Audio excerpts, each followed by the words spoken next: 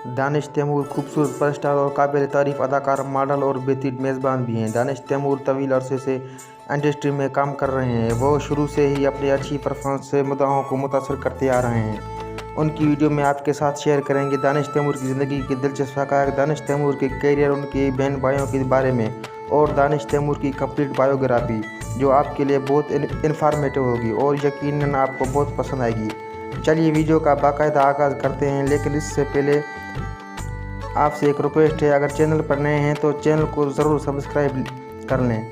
Danish Taimur Pakistan industry के कामयाब तरीन अदाकार हैं। दानिश तैमूर के ख़ानदान का इंडस्ट्री से कोई ताल्लुक़ नहीं था, इसलिए दानिश तैमूर जो कुछ भी हैं वो अपने दम पर हैं। दानिश तैमूर 16 फरवरी 1983 जो पाकिस्तान के शहर कराची में पैदा हुए। दानिश तैमूर एक वर्सेटाइल अदाकार हैं और हर किरदार को बखूबी निभाते हैं। दानिश तैमूर कई ड्रामों में मुख्तलिफ किरदार निभाए हैं, लेकिन उनका ड्रामा सीरियल दीवानगी को सबसे ज़्यादा पसंद किया गया। दानिश तैमूर ने न सिर्फ सुपर ड्रामों में काम किया, बल्कि फिल्मों में भी अपनी तख्तदार अदाकारी से अपने आप को मनवाया। दानिश तैमूर के वालिदैन सादत बित के मालिक हैं।